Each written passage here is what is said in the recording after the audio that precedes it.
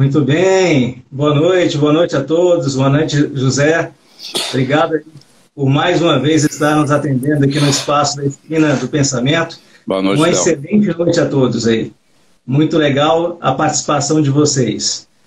Zé, obrigado. Nós vamos começar e focar hoje na sua fala para que a gente possa aproveitar muito bem esses 50, 60 minutos que nós teremos aqui na nossa live. Então a gente agradece a todos a participação. Um agradecimento especial a José, que demandou o seu tempo, a sua energia para poder fazer esse movimento, para poder preparar esse conteúdo. E um agradecimento também especial, é claro, a toda a equipe aí da Esquina do Pensamento. Nós temos a Lorena, que é a nossa assessora de comunicação, responsável técnica aí pela live, que está nos bastidores. Ricardo Maris, que está aí também gerenciando as mensagens no chat, né? E a todos que estão envolvidos direto ou indiretamente nesse trabalho. E Zé, sem mais delongas, né? Vamos continuar a nossa conversa iniciada na semana passada a respeito das questões de ansiedade, a respeito das questões de problemas com isolamento social, todas essas questões que vêm gerando preocupação na nossa sociedade, em especial, que é a temática de hoje, o sono, né? Mas antes da gente começar a falar um pouquinho sobre o sono, sobre como a ansiedade impacta no sono e como nós podemos tratar sobre isso, a gente queria resgatar um pouquinho a parte final do nosso encontro da semana passada, onde você apresentou alguns exercícios, né, físicos, corporais, para que a gente possa equilibrar e harmonizar a nossa emoção e conseguir, assim, racionalizar essa questão da ansiedade. Você tinha comentado exercício da respiração, né, e o da borboleta. Você pode resgatar um pouquinho essa última fala e comunicar para quem perdeu esse tópico na semana passada e relembrar um pouquinho sobre isso? Claro, Léo. Boa noite a todos que estão aí, né, sintonizados conosco. Obrigado aí por estarem conosco, dando esse apoio, né. Vamos resgatar um pouco dessa informação. Eu queria, nessa nossa conversa de hoje, trazer também alguns pontos, porque me foram pedidos, né, por algumas pessoas que estiveram conosco na semana passada, alguns pontos que a gente abordou e a gente vai rever aqui hoje. Inclusive, esse exercício que você está pedindo podemos fazer. Bom, na semana passada, só contextualizando para quem não esteve lá conosco, está aqui agora, nós falamos de isolamento social e algumas consequências do isolamento social sobre a nossa saúde mental. A gente enfocou a questão da ansiedade, né, porque a ansiedade é o sentimento que com certeza a gente desenvolve de maneira mais pronta, mais imediata, quando a gente está numa situação de isolamento social. E a gente indicou, então, alguns exercícios e algumas pessoas, como você está dizendo, estão nos pedindo para repetir. São exercícios simples e que a gente pode praticar, que a gente deve praticar, qualquer um consegue praticar, né? Claro que a pessoa vai praticar dentro das suas possibilidades. E esses exercícios, eles ajudam a diminuir a ansiedade e muitas vezes eles ajudam até a eliminar a ansiedade. O que é principal na situação, né, é estabilizar o nosso processo emocional, né? Fazer uma regulação emocional. Então, o primeiro exercício que nós falamos anteriormente foi o exercício da respiração, né? A importância da respiração no processo de controle da ansiedade, né? A forma como a gente respira, a gente já disse isso antes, tanto pode deixar a gente ansioso, quanto pode relaxar, diminuir os níveis de tensão que a gente eventualmente esteja vivendo.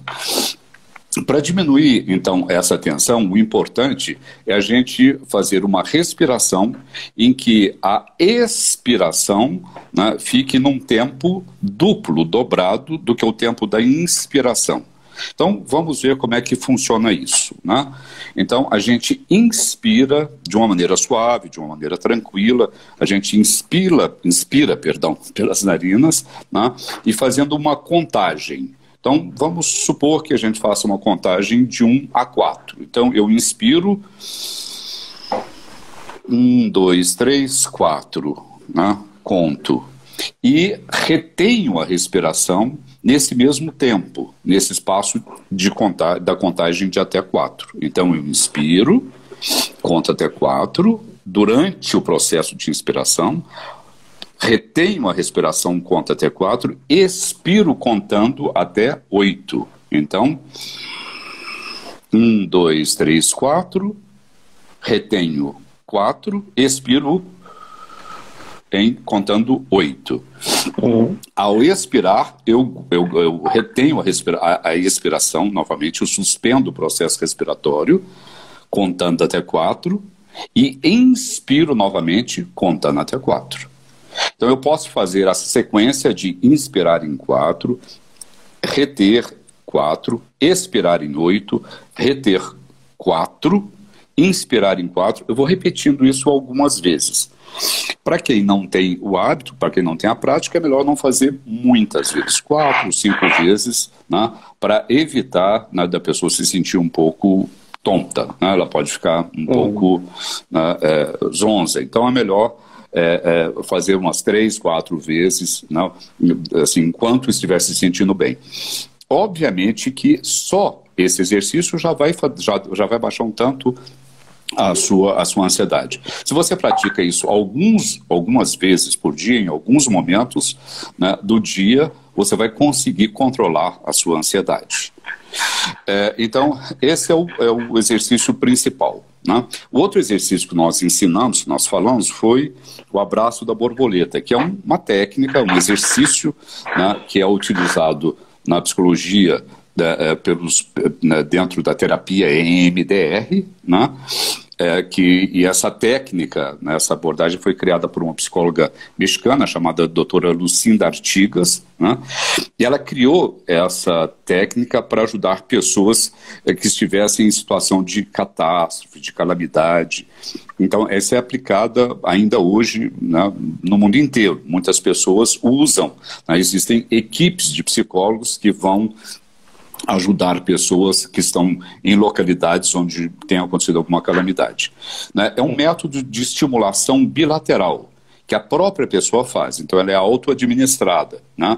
E essa aplicação vai ajudar a processar as emoções e até as sensações físicas que forem produzidas, né, por experiências perturbadoras, experiências que tenham sido, né, para as pessoas um tanto traumáticas, na verdade, né?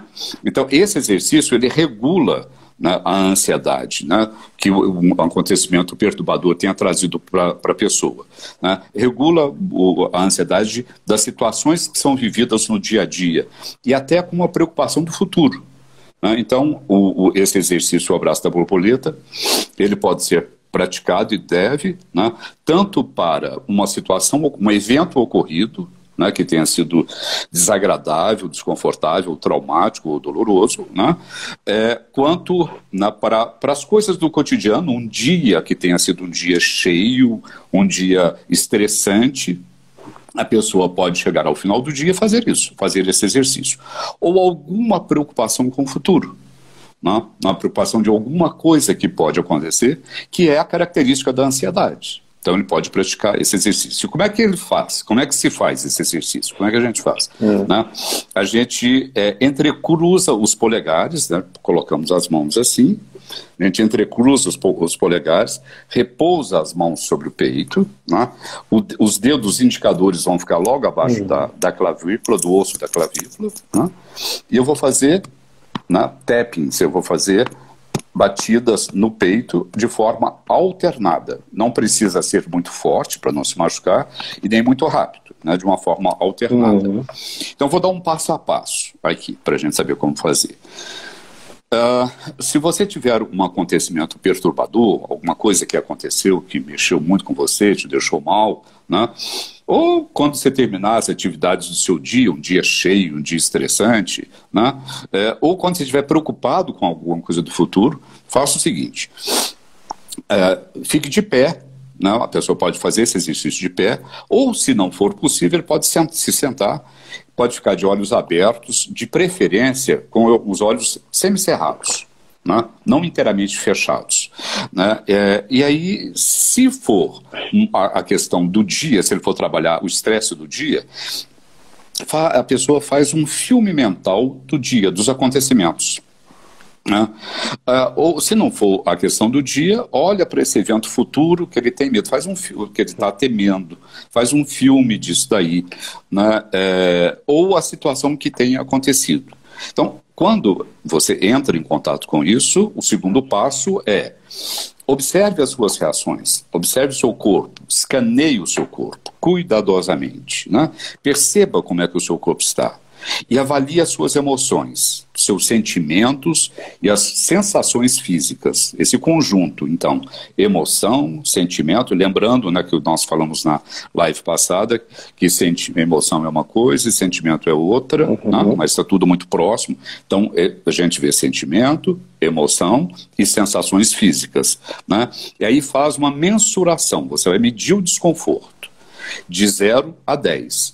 0 é nenhum desconforto, 10 é o máximo de desconforto. Mediu, aí você vai fazer o exercício em si. E o exercício você pode fazer de duas maneiras, né? Você entrecruzou os dedos, repousou as mãos sobre o peito, né? Você está de pé.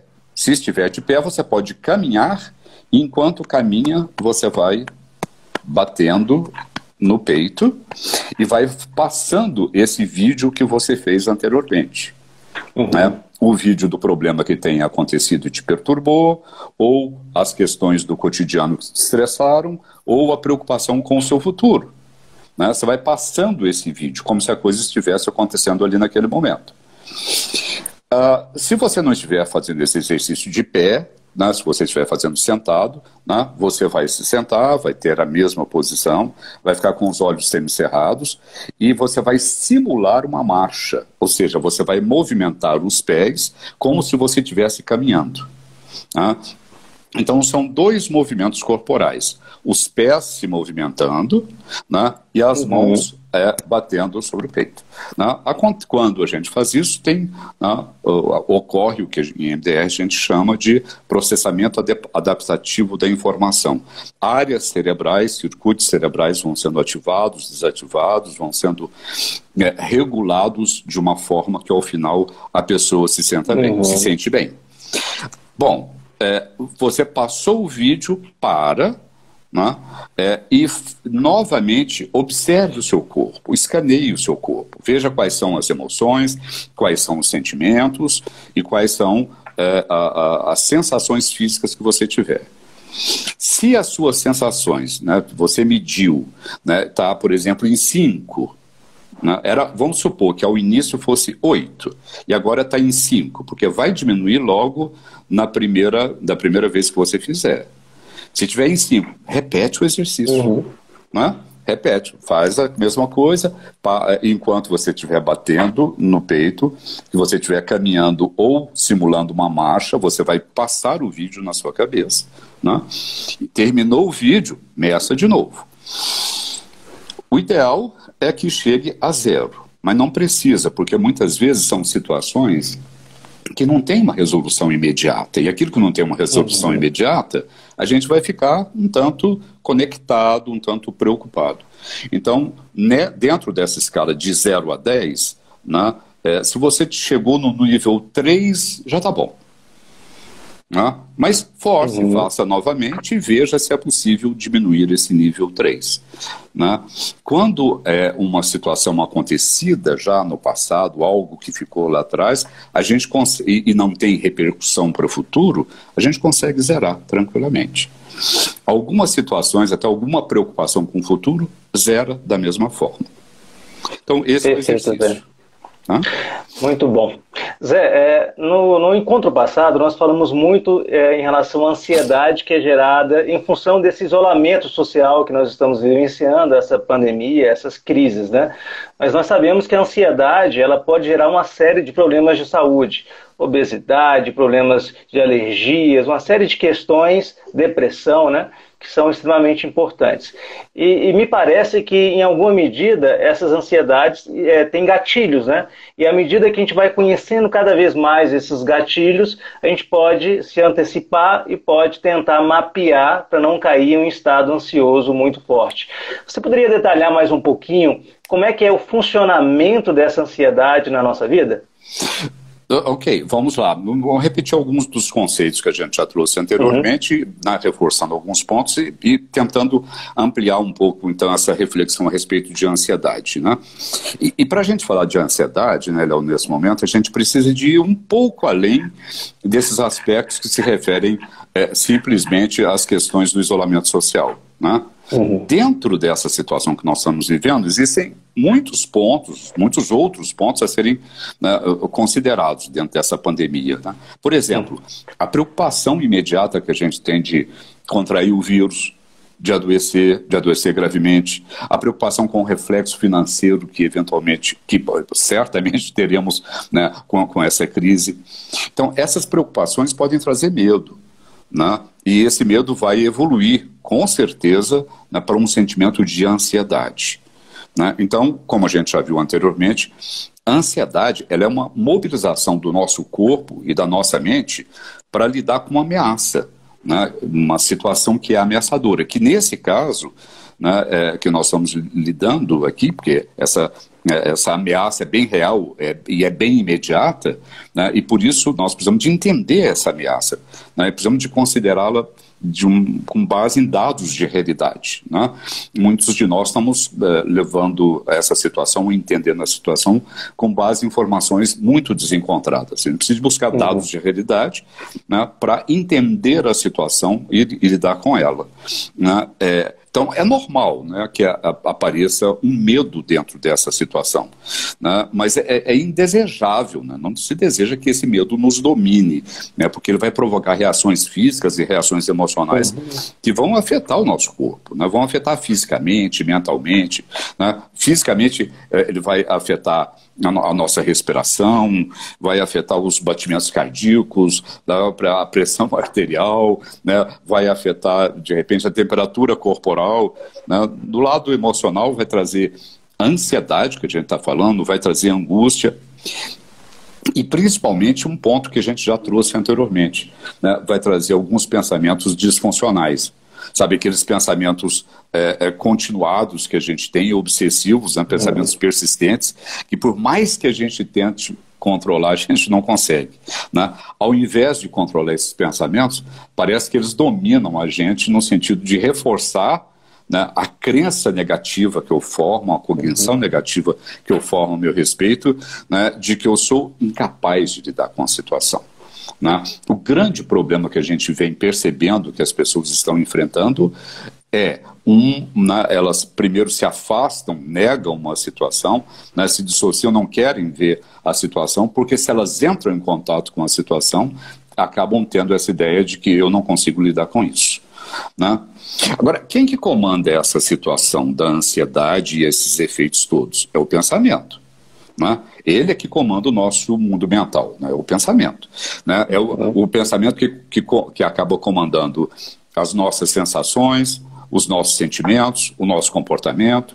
Né? Se eu tiver pensamentos negativos, pensamentos pessimistas, né, o meu corpo vai reagir a esses pensamentos, né, de uma forma, num sentido de preservar a vida e o bem-estar. O nosso organismo, nosso corpo, né, o organismo compreendendo a mente, inclusive, ele está orientado para a preservação da vida e do bem-estar. As nossas células, os nossos órgãos, os nossos sistemas, todos estão orientados nesse sentido da homeostase, que é do equilíbrio, e da preservação da vida e do bem-estar. Então, se o meu pensamento é pessimista, se o meu pensamento é um pensamento negativo, é um pensamento ameaçador. Então, o meu corpo e a minha mente vai reagir a esse tipo de ponderação, esse tipo de pensamento. Né? E as reações que eu tenho dentro desse quadro é que vão determinar como eu vou me comportar aí dentro. O meu comportamento vai ser um fruto disso.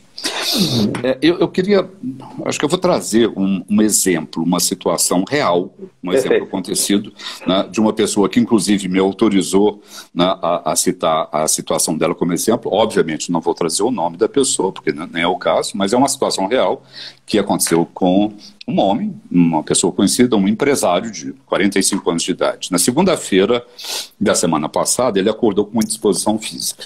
Não estava lá muito bem. Não era muito grande a indisposição, mas ele estava com a garganta irritada e a cabeça, ele falou que a cabeça estava um pouco pesada.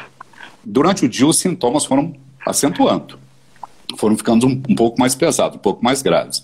E não demorou muito para ele começar a pensar que essas sensações eram um sinal de que ele tinha contraído o coronavírus. A primeira reação que ele teve foi rir dele mesmo, foi negar a situação.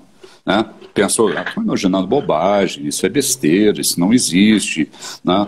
Esse vírus não é tão ameaçador, nem existe esse vírus, é uma criação da imprensa, coisas assim, dessa forma, foi o que ele relatou ter pensado. Né? Aí ele tomou alguns remédios e ficou em casa esperando para ver como é que o quadro dele evoluía. Ele estava tentando se acalmar, mas os sintomas foram ficando piores. Né? Piorou durante a noite, surgiu uma tosse. Ele começou a tossir. Bom, aí ele teve certeza. Não, bom, agora aconteceu, agora eu estou doente.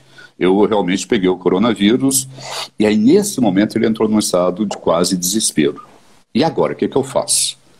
E se eu passei isso para minha família? E passei para os filhos, como é que vai ser? Como é que eu contaminei toda a minha família? Eu vou morrer e eu matei toda a minha família. Não, o quadro foi assim, realmente de desespero. Mal esperou a manhã seguinte e correu para o hospital. Apesar de que, segundo ele, ir para o hospital era algo assim pavoroso, porque ele sabia que o hospital podia ser um foco, né, de contaminação. Apesar de imaginar que já estava contaminado, ele foi para o hospital. E foi testado por coronavírus, obviamente, fizeram o teste. Né? Agora, Léo, no tempo entre o momento em que ele resolveu ir para o hospital, né, e que ele recebeu o primeiro resultado, né, do teste dele, foi um tempo de pânico, foi um tempo de desespero, de sofrimento, desespero. Ele ficou muito mal. Né? O pensamento dele era persistente e ele não conseguia sair desse pensamento de que ele estava doente e não ia encontrar meio de encontrar aquilo, de resolver aquilo, perdão. Ele se sentiu impotente, ele sabia que ia morrer, com certeza. Mas o que preocupava mais era, né, além da morte e do que ia causar para a família, era o medo do sofrimento com hospitalização, UTI, intubação, essas coisas todas. Aí, nesse momento, né, mãos ficaram frias, pés ficaram frios, suava as mãos, suava os pés, a respiração ofegante, o coração disparou, tremia, né, e tinha espasmos, chegou a ter espasmos musculares. Ele ficou muito angustiado, com muito medo. E não queria ter esse medo, né, mas ele não conseguia controlar.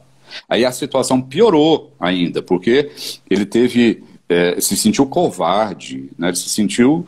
Aí ele ficou pior ainda, se sentir covarde naquela situação. E quanto mais ele pensava, isso começou a dar náuseas nele, ondas de calor, ficou realmente muito mal. A pressão dele subiu, o médico deu um remédio para regular, né, a pressão dele, e aí ele não conseguia, ele queria falar, bom, agora eu preciso de pensar rapidamente em como fazer para organizar a minha morte para a família. Né? Só que ele não conseguia pensar, ele não conseguia coordenar os pensamentos, né? Parece que estava embotado, ele tinha um bolo na garganta, uma vontade de chorar e teve muita vergonha disso. Bom, o que é essa história? Não, né? Ele teve essa coisa toda que aconteceu com ele. Para todas as pessoas, né? Quando a gente enfrenta uma situação ameaçadora, tem áreas específicas do nosso cérebro que vão interagir por meio de mensagens químicas, né? Que são transmitidas aí entre os neurônios, e essas mensagens acabam indo para as glândulas suprarrenais, que ficam em cima dos rins, e vão disparar, né, a nossa reação do estresse. Né? Então, vai disparar alguns hormônios, como adrenalina, cortisol, né, principalmente. Né? A situação de estresse, de medo, de ansiedade, né, do nosso exemplo aqui, da pessoa do nosso exemplo, fez que ele recebesse uma carga enorme de adrenalina e de cortisol. Né? Por que isso? Para preparar o corpo para reagir. Lembra das reações que nós falamos na live passada, né, que as reações, né, de sobrevivência, ou as reações do estresse, a gente ou luta, ou foge, ou congela. Né? No caso dele foi interessante, porque ele teve as três coisas. né? Ele primeiro fugiu, não quis pensar naquilo, era bobagem e tal. Depois ele resolveu enfrentar e foi para o hospital. E no hospital, enquanto esperava o resultado do exame dele, ele congelou, ele não conseguia pensar. Emocionalmente, ele ficou congelado. Bom, isso que aconteceu com ele acontece, né, em escala maior e menor conosco, com todo mundo, né, que fica preocupado com a situação, principalmente com essa situação de doença que a gente está vivendo. Né? No caso específico, ainda bem, né, que ele testou negativo para o coronavírus. Esse sofrimento todo não era coronavírus. Tá? Ainda bem. Né? Ele teve uma faringite. Ele foi para casa, né, com uma receita na mão para cuidar da faringite, e a recomendação de descansar, porque o estresse dele tinha ido a um ponto realmente muito grande. Ele saiu do hospital aliviado, ele recebeu a notícia e ficou aliviado. Só que as consequências desse estresse no corpo dele, né, e na mente, ainda vão incomodá-lo por muito tempo, porque ele sofreu um desgaste muito grande. Né? Então, é isso que acontece. Quando a gente passa por uma situação intensa e continuada de estresse, de ansiedade, a gente desenvolve muitos tipos de sintomas, tanto físicos quanto emocionais. Isso acontece porque corpo e mente não são coisas distintas, né? Não são partes separadas de uma unidade, é uma coisa só. Corpo e mente é um composto, é uma coisa única, estão conectados, estão interligados. O que acontece com um afeta o outro. Né? Se eu tenho um problema no corpo, afeta a mente. Se eu tenho um problema na mente, afeta o corpo. Né? E aí, muitas doenças orgânicas podem ser desencadeadas pelo desequilíbrio emocional, o desequilíbrio mental mesmo que a pessoa tem. A gente fala de desequilíbrio emocional porque desequilíbrio mental parece uma coisa de doido, né? Mas não tem nada a ver com loucura, né? Tem a ver com estado emocional. E aí a pessoa somatiza, né? Ela traz para o corpo o efeito daquelas emoções. E essas doenças são as doenças, então ele adoece. Essas doenças são as doenças que a gente chama de doenças psicossomáticas ou doenças emocionais. E aí, né, uma dessas doenças emocionais é a insônia. Tá? E aí entramos, né, Zé, na temática de hoje, então, sobre essa questão da insônia. E resgatando esse tema um pouco do nosso último encontro, muitas pessoas comentaram que têm dificuldade em dormir, que ficam rolando na cama de um lado para o outro, que acabam ficando assistindo séries durante a noite, e essas pessoas sofrem com duas situações, né? Dormem tarde, ficam muito cansadas no dia posterior, muitas vezes isso ajuda no sentimento de ansiedade e entram num ciclo vicioso de não conseguir dormir também na noite seguinte, né? Como é que você enxerga essa situação e o que pode ser feito? Bom, eu tenho uma ideia que não é minha, né? Eu tomo emprestada, aliás, né, de que sabe, a nossa liberdade está fundamentada no conhecimento. A gente precisa de conhecer, né? Então, a gente precisa de conhecer. Então, vamos tentar falar um pouco o que é insônia, né? A gente está entrando num aspecto da ansiedade aqui que pode causar estragos realmente muito grandes. A insônia, ela é um distúrbio do sono, né? É caracterizado assim pela uma alteração do padrão normal e saudável do sono, vamos chamar assim. Né? O que é um padrão normal e saudável? É a pessoa ir para a cama, deitar, dormir de forma profunda e acordar no dia seguinte, dormir a noite inteira e acordar bem no dia seguinte. Só isso. Né? Isso é que é um sono normal, né? Mas muitas vezes nós, por conta da ansiedade, a gente tem distúrbios do sono e isso causa a insônia, né? Para compreender então a insônia, eu acho que a gente precisa de entender o que é o sono. Então vamos falar um pouquinho do que é o sono, né? O sono ele é fundamental para o nosso bem-estar, para a nossa vida, né? Para a nossa disposição física, nossa disposição mental. Se a gente não tem, né, os hábitos assim, adequados de sono, vamos ter uma redução na qualidade de vida, uma redução no rendimento do que a gente tem no trabalho, na escola, no aprendizado, na vida social. Né?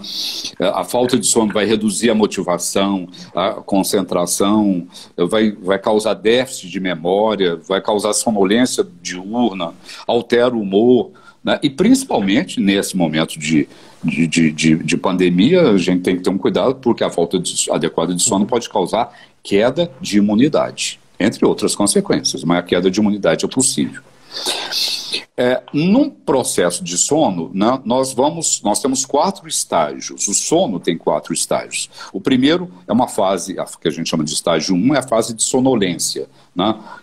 A pessoa está entrando numa situação de sonolência, o corpo está pedindo o sono, aí qualquer preocupação nesse momento vai afetar o sono, né? Pode trazer insônia. Aí, em seguida, a pessoa entra no seguinte estágio, que é o estágio 2, que dura assim uns 10, 15 minutos, né, em que a atividade cardíaca reduz, a temperatura do corpo cai, os músculos relaxam, o cérebro se desconecta de alguma forma, né, do comando das situações do corpo, que os músculos relaxam profundamente. Ele entra no estágio 3, que é a fase do sono profundo. É nessa fase que ele vai descansar, é nessa fase que o corpo vai produzir hormônios, vai produzir substâncias que são importantes para que ele tenha uma recuperação física e que ele tenha um bem-estar, que a pessoa tenha um bem-estar na sequência do seu dia. Aí o estágio 4, que é o final, é o sono muito profundo, o sono ainda mais profundo, né? É o chamado sono REM. Né, dos movimentos oculares rápidos. A pessoa, mesmo de olhos fechados, ela movimenta os olhos para um lado e para o outro, né? É a fase do processamento cerebral, das questões cerebrais, das vivências do dia a dia. O cérebro está fazendo uma limpeza. Nessa fase a gente sonha muito, né? E os sonhos são muito desencontrados, na maior parte das vezes a gente não entende, que aquilo é uma limpeza, o cérebro está jogando fora, né, aquele conteúdo, né, interno. Essa é uma fase que não dura muito tempo, não dura nem uma hora, dura uns 40 minutos. Então, o estágio, uma fase do sono, que tem esses 4 estágios, ela vai durar cerca de uns 90 minutos. A pessoa vai do estágio 1 até o estágio 4, ou seja, sonolência, até o sono muito profundo, isso vai durar uns 90 minutos aproximadamente. Aí ela volta para o estágio 1 e o cérebro religa. Aqui o cérebro desligou, aqui o cérebro religa. E quando ele religa, né, ele vai ativar. Se tem ansiedade, a ansiedade vai aparecer. Se tem preocupação, a preocupação vai aparecer. Aqui pode acontecer de ele acordar, né? E aí, então, ele vai fazer esse ciclo. O que é o ideal? É que a pessoa tenha de 4 a 5 ciclos desse numa noite. Ou seja, que durma, né, de 6 a 8 horas, né, durante uma noite. Então, nós vamos ter numa noite, assim, cerca de 75, 3/4 do sono, 75%, né, vai ser de sono não REM, chamado não REM. Esse é um sono que descansa, é um sono que reabastece o corpo, regula, né, as funções corporais, tem todos os hormônios que são produzidos e distribuídos para o nosso bem-estar, e 25% só, né, mas é fundamental da gente ter esses 25%, né, porque é o sono REM, é o sono muito profundo, que é o sono da limpeza cerebral, né? Então, mas é um problema muito sério, né, porque a população mundial, né, tem insônia, ou seja, tem interrupções nesses ciclos do sono, né? Eles têm distúrbios desse sono, muitas vezes por falta de uma higiene do sono, tá? E aí, o que acontece? As estimativas, Léo, né, é de que 50% da população mundial sofre de insônia aguda. Né? O que é insônia aguda? Né? Aguda apesar do nome, né, parece alguma coisa pior, não é a pior forma da insônia. A insônia aguda é aquela que acontece eventualmente. Ela ainda não é uma doença grave, mas ela pode se tornar uma doença grave. E cerca de 30%, né, até 50% também da população pode ter insônia crônica. Isso sim é uma doença muito grave, né, porque uma doença crônica é uma doença que é permanente na pessoa. Então nós temos que fazer tudo para resolver os nossos problemas de insônia, porque uma insônia aguda, que a maioria de nós tem, pode se transformar numa insônia crônica, né? Numa doença efetivamente grave. Agora, Zé, a insônia, ela é igual para todo mundo? Ou seja, as pessoas reagem da mesma forma em seu estado de insônia? Ou podemos ter tipos de insônia específicas dependendo do perfil da pessoa? Como é que funciona isso para cada um? Diferente, sim, né? Realmente, você falar em tipos, a gente tem principalmente 3 tipos de insônia. Então, tem insônia chamada de insônia inicial, é quando a pessoa tem dificuldade para dormir, para conciliar o sono, ali naquele momento do estágio 1, quando ele está com sonolência, ele vem com a preocupação e não dorme. Ele tem dificuldade para dormir, é a insônia inicial. Tem uma insônia que a gente chama de insônia intermediária, ou insônia de manutenção. Tem alguns que chamam até de insônia dos ansiosos, né? Que a pessoa dorme, mas no meio da noite ela desperta. De um modo geral, ela desperta assim, entre 2, 3 horas da manhã.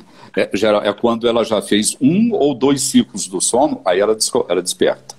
Ela foi para o estágio REM, né, foi lá para o fundo do sono profundo, voltou, conseguiu driblar ainda, quando eu estava muito cansada, né, dormiu mais um estágio, né, do sono, mais um ciclo, aliás, né, e aí quando voltou, que o cérebro ligou de novo, aí ela desperta. Ela pode ficar horas sem dormir nessa insônia intermediária, né? E a ansiedade está muito presente nisso. E tem o outro tipo de insônia, que é a insônia terminal, né? A pessoa tem um despertar assim, precoce, ela acorda muito mais cedo do que ela gostaria e não consegue voltar a dormir. Agora, qual que é o grande problema da insônia, né? Então tem esses 3 tipos, inicial, intermediário e terminal, né? Mas tem uma condição que chama muito a atenção nas insônias, né, que é a insônia condicionada, né? A insônia condicionada também, ela é chamada também de insônia psicofisiológica, né? Ou seja, ela atinge a cabeça e a mente, né? O psíquico, né, e o fisiológico, né?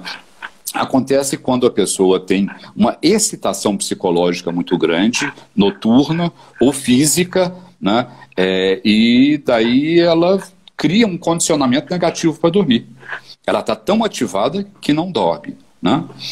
Uma pessoa, por exemplo, que passou por um evento muito estressante, né, e teve o estresse e depois teve uma insônia depois do estresse, né, ela pode desenvolver um quadro crônico, né, de insônia, porque ela faz um emparelhamento das situações. Ela acaba fazendo um condicionamento da seguinte forma, né, que ela vai para a cama, não consegue dormir, e daqui a pouco a cama para ela é o lugar de não dormir. Né? É terrível isso, né? Porque ela vai para a cama para dormir, mas psiquicamente a cama é o lugar para não dormir, então ela não dorme. Né? Uma das coisas que cria essa insônia condicionada também, eu acho que é bom alertar as pessoas, é essa história de eu vou para a cama para esperar o sono chegar. A gente deve ir para a cama quando está com sono. Eu vou para a cama quando o sono chegar. Então eu vou para a cama, fico rolando, esperando o sono que não vem. Aí eu crio um condicionamento, né? Eu crio uma insônia condicionada. Eu vou para a cama e não durmo, porque eu estou condicionado. Tá? Zé, e nós temos causas para isso? O que pode ser gatilho, catalisador disso? Então, tem muita literatura, né, hoje, tem médicos especializados em sono, né, tem terapeutas especializados em sono, terapias especializadas em sono, e todos ressaltam a importância da higiene do sono. Né? As causas principais, né, a gente pode citar, por exemplo, né, abuso de cafeína, café, chá, abuso de álcool, fazer exercício físico antes de dormir pode provocar insônia, pessoa que tem uma tendência para o estresse, né? Querer recuperar horas de sono perdido, ficar dormindo fora de horário. Algumas condições físicas também são causa, né? A apneia do sono, né? A pessoa que tem apneia não tratada, isso é extremamente prejudicial, ela pode ter insônia, ou a síndrome das pernas ansiosas, né? Pessoas que acabam tendo uma movimentação, né, noturna, fisiológica noturna, que acaba acordando, né? a ansiedade, obviamente, né? Depressão, pessoas com depressão pode ser causa. Transtorno do estresse pós-traumático é uma das causas. O que é isso? A pessoa sofre um trauma, né, e fica fixada naquele trauma, naquela situação. Apesar da situação já ter passado, né, ela fica sofrendo os efeitos daquilo ainda. E tem uma causa, né, que eu queria chamar a atenção aqui, né, que a gente não vê muito essa causa relatada nos estudos, mas a gente vê na prática clínica, né, que a gente podia chamar de insônia vicariante. Né. O que é o seguinte, vem de um trauma vicariante. O que é um trauma vicariante? Um trauma vicariante é um sofrimento por compaixão. Né? Quem tem esse tipo de trauma? Pessoas que ficam expostas a histórias ou a situações traumáticas de outras pessoas. Olha só, o que está acontecendo nesse nosso momento? Né? Pessoas sendo expostas, o pessoal da área da saúde, sendo continuadamente exposto a histórias de pessoas, né, dentro de um quadro de sofrimento. Né? Às vezes dentro das nossas casas, né? Pessoa que adoece, alguém que pega o coronavírus ou uma outra doença qualquer. Então a situação que a pessoa viveu nos afeta de uma maneira, né, que a gente não tem uma consciência clara do quanto está sendo afetado até a gente adoecer, né? Então, só uma lembrança aqui dentro dessa situação. Quando a gente lida com o trauma do outro, quando a gente lida com as questões do outro, né, com a dor do outro, a gente precisa primeiro cuidar da gente mesmo. Né? Lembrando aí, né, um estudioso que já disse, né, que solidariedade não é sofrer junto. É se preservar do sofrimento para poder ajudar a outra pessoa. Né? Então, essas são, né, as causas principais, né, Léo? Zé, nós temos mais aproximadamente 13 minutos, 14 minutos aí de live, né? E estão perguntando aqui algo que é muito importante. O que nós podemos fazer, o que pode nos ajudar a minimizar, a mitigar esse problema de insônia? O que pode ser feito para resolver? Tá, bom, ok. Primeiro, dormir um tempo de sono, um tempo necessário. Né? Qual que é o tempo, né, o tempo ideal? O ideal é a pessoa ficar deitada pelo menos 8 horas e dormir pelo menos 90% desse tempo. 7 horas de sono por noite está bem. Tem pessoas que precisam de muito menos. Né? Alguns organismos, né, na medida que vão envelhecendo, vão precisando de menos sono. Né, de menos tempo de sono. Então isso é muito subjetivo, então é muito individual. Né? Mas o que ajuda? Né? Primeiro,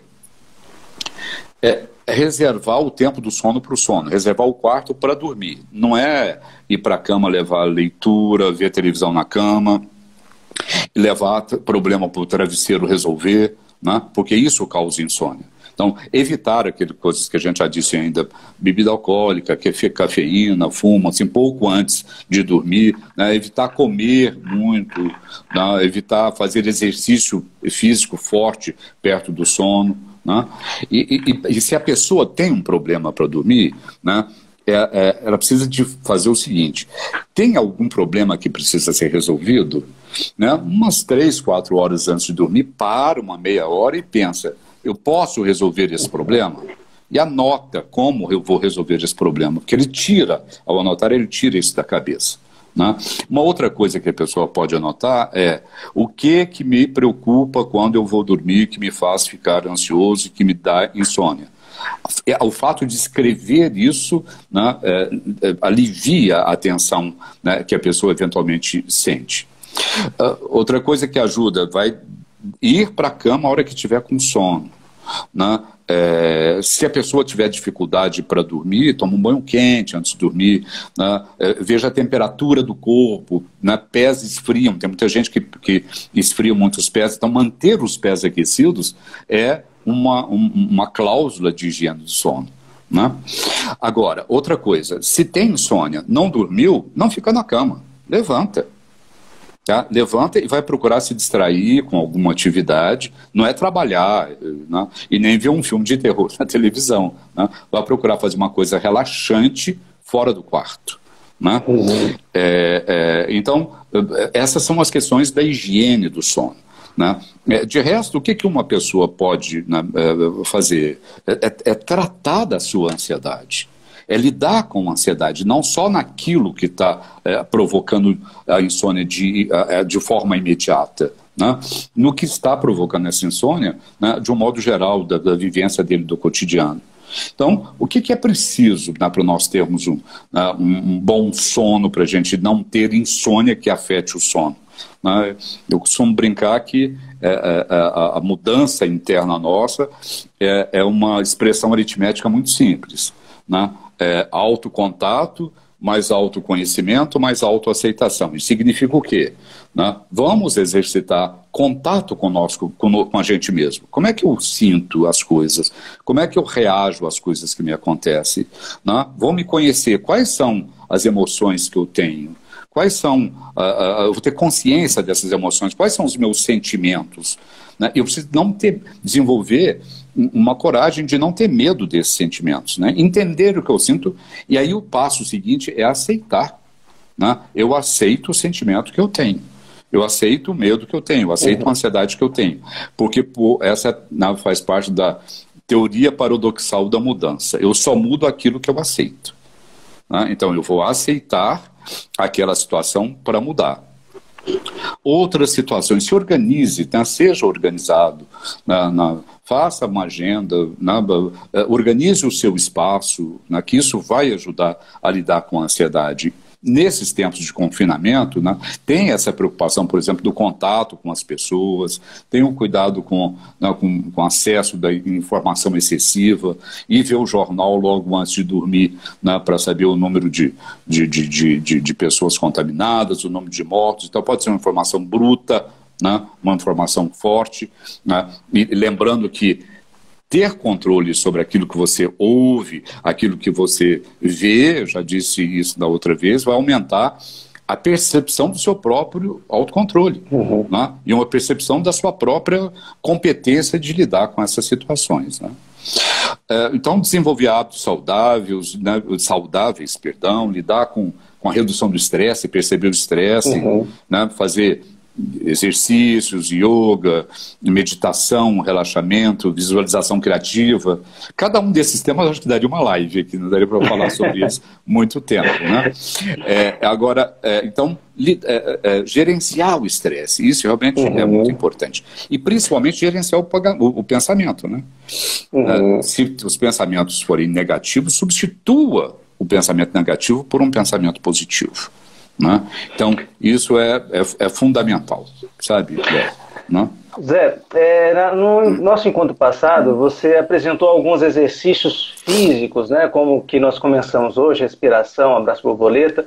Existe algum exercício que você indica, também alguma atividade, alguma ponderação física da mesma forma que pode auxiliar no relaxamento antes do momento do sono? Como é que você pensa isso? Tem. Eu até separei um exercício para esse momento, assim, para gente, né, a gente falar a respeito dele.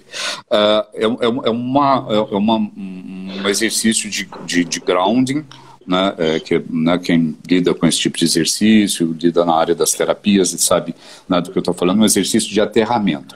Só que eu fiz uma adaptação desse exercício, né? Não é o exercício de grounding puro, é ele um pouquinho mais avançado. Eu gostaria de ensinar, de repassar, né, para as pessoas. E se as pessoas que estão aqui nos ouvindo quiserem fazer, né, vamos procurar esse momento e vamos fazer o exercício. 5 minutinhos, temos esse tempo? Temos sim. 5 minutinhos temos sim. Ok, então, se quem, né, quiser, vamos fazer o exercício. Então, vocês estão, imaginam, sentados de uma forma confortável, né, de uma forma relaxada, né? Então, a gente vai tentar entrar em harmonia consigo, né? Tentar se sentir inteiro, presente nesse momento e estimular, né, um contato nosso com a Terra. Né? Ou seja, se sentir aterrado, né? O que na verdade significa ter um contato com o próprio corpo, né? Estando perfeitamente consciente do que está nos cercando, né? Então a gente também pode fazer esse exercício de pé ou sentado ou até deitado, né? De preferência, né, o exercício para sentir melhor é de pé, mas sentado também é possível, né? Então, sugiro que todo mundo fique sentado, pode fechar os olhos, né, para fazer o exercício. Faça umas 2 respirações profundas, né? Inspira pelas narinas suavemente e expira pela boca também de uma forma suave, de uma forma tranquila. Após expirar, leve a atenção às suas pernas e aos seus pés. Imagine as pernas e os pés. Progrida essa atenção, leve essa atenção, né, ao modo como a planta dos seus pés estão aderidas perfeitamente à sola do sapato, né, ao piso, né, se a pessoa não tiver calçada. Sinta o peso do pé apoiado no solo. Se você estiver de pé, sinta o peso do corpo apoiado nas pernas e no pé, e nos pés. Agora imagine, crie, né? Visualize que você tem raízes que saem dos seus pés e descem profundamente até o centro da terra. Raízes, imagina raízes que vão até o fundo da terra. E aí você vai sentir como essas raízes te fazem mais forte e te mantém fortemente ancorado neste local em que você está. Novamente, perceba a sua respiração, respire de uma maneira suave, de uma maneira profunda e se conecte a essa sensação de estar forte, de estar ancorado, de estar seguro. Agora, enquanto você sente os seus pés profundamente aterrados, imagina que sai um fio do seu cérebro e outro fio do seu coração. E esses 2 fios se encontram e formam um só fio. Veja que esse fio vai subindo, ele sai de você, vai subindo, subindo, vai passando por todas as camadas da atmosfera, vai subindo, sai da atmosfera e vai mergulhar no espaço sideral. Quando ele entra nesse espaço sideral, ele adquire uma luminosidade. Se você quiser imaginar uma cor, imagine a cor que você quiser. Mas ele adquire uma luminosidade. E vai subindo, até chegar a um local, assim como você pode imaginar esse local como um portal, ou como um espaço da natureza, se você quiser. E aí, nesse local, você sente a consciência de que, para além das suas atribuições, das suas tribulações, das suas angústias, dos seus medos, da dor, além da ansiedade, existe um espaço de paz. Você está conectado a esse espaço de paz. Nesse momento, você está conectado a esse espaço de paz. Na verdade, esse espaço de paz está em você. Enquanto você sente a segurança de ter os pés firmemente apoiados, fixados no solo, raízes até o fundo, até o centro da terra, você sente igualmente a possibilidade de acessar esse espaço de centramento, de equilíbrio e de paz. Aí, neste local, você se sente em equilíbrio. Seu pensamento é lúcido, é objetivo, seus sentimentos são calmos, tranquilos, pacíficos. Agora você se sente em segurança e em tranquilidade. Não há nada que abale essa sensação, não há nada que abale esse sentimento. Você percebe que ele envolve todo o seu ser, toma conta de todo o seu corpo e da sua mente. Agora você está em perfeita tranquilidade, em completa harmonia e em paz profunda. Usufrua por um minuto essa situação, por um instante, e assim que você perceber, que você introjetar, que você colocar isso dentro de você, suavemente você pode abrir os olhos e voltar para o momento de realidade. Faça uma respiração profunda e seja bem-vindo de volta ao momento real, ao momento atual, né? Com paz, com tranquilidade e certamente, né, com muito menos ansiedade. É um exercício que ajuda muito. É fantástico. O simples fazer aqui, mesmo que em um espaço muito curto de tempo, eu acho que a gente já consegue entender essa tranquilidade e experienciar, né, essa atividade. Muito, muito legal mesmo. Infelizmente, a gente está bem próximo do nosso tempo de esgotamento de 1 hora da live. Ela possivelmente vai cair aí às 9 horas, né? Então, eu acho que a gente pode fazer um momento de finalização. Nós temos muitas perguntas aqui que foram enviadas, e aí eu combinei aqui com a equipe que nós vamos anotar, tá ok, pessoal? Todas essas perguntas que foram feitas ao longo da live, elas serão anotadas, e nós vamos repassar aqui para o José, e nós vamos, talvez, preparar um podcast ou um vídeo separado, um vídeo off, para ser publicado no canal da Esquina, no site da Esquina, com todas essas respostas, né, e considerações que foram encaminhadas, até mesmo para a gente poder aproveitar o tempo da live mais com as suas explanações, né, e ter um tempo reservado para poder responder com tranquilidade a todas as perguntas. Um lembrete para as pessoas que estão nos ouvindo agora: na semana passada um outro tema que foi colocado foi o tema da ansiedade infantil. Nós temos uma primeira proposta para verificar esse tema na próxima semana, no dia 6/5, mas a Lorena, que é a nossa assessora de comunicação, vai colocar uma enquete no ar, vai fazer esse levantamento e verificar se esse tema de fato vai ser validado aí por vocês que estão acompanhando esse projeto com a Esquina. Então, em princípio, próximo tema, ansiedade infantil. E nossas crianças estão tensionadas também por essa questão das escolas e pandemias, etc. Vamos tentar verificar como é que a gente pode trabalhar nisso. Zé, muito obrigado por mais uma vez nos brindar com toda essa sua experiência, a sua capacidade de comunicação, a sua fala. Só de te escutar a gente já fica mais tranquilo, na verdade. Já te escutar já é uma terapia. E com certeza... Obrigado, tem ajudado a muita gente. Nós somos aí testemunhas do seu trabalho e de tudo que você está fazendo. Muito obrigado. Passo a palavra para você para as considerações finais e agradeço também a todos aí a participação. Muito obrigado, gente, por terem entrado nesse espaço e acompanhado.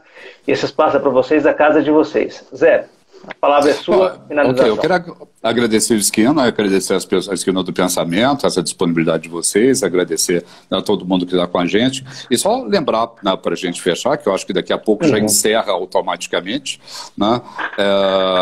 Eu estava lembrando, quando estava pensando como é que a gente ia fazer essa live, né, de uma fala, né, uma frase, né, de um personagem do Guimarães Rosa no grande romance dele, do Grande Sertão Veredas, o Reobaldo, o personagem Reobaldo, ele fala: cada hora, a cada dia a gente aprende uma qualidade nova de medo. E é isso mesmo, né? A cada dia, a cada hora, a gente está tendo uma qualidade nova de medo. É isso que a gente está fazendo, né? Não é um desafio pequeno lidar com o medo que a gente está enfrentando agora. O desafio agora é sobreviver a essa situação toda sem ser tomado pelo pânico, né? A gente precisa de encarar a vida com destemor, né? Mas não implica que a gente não tenha medo. Né? A gente ter medo é algo comum, não existe quem não tenha medo. O problema, a questão, né, o necessário é superar, é lidar com esse medo, é saber superar esse medo, né? Viver é preciso, né? Apesar, viver é preciso, navegar não é preciso, né? Então, a imprecisão, né, desse momento, né, não pode nos tirar, né, de uma perspectiva de necessidade de viver, que isso é preciso. Zé, muito obrigado. Pessoal, obrigado pela presença. Nos encontramos numa próxima esquina. Um grande abraço a todos. Um grande abraço, Zé. A gente conversa mais aí nos nossos espaços. Até mais, gente. Léo. Bom descanso, boa noite e vamos lá.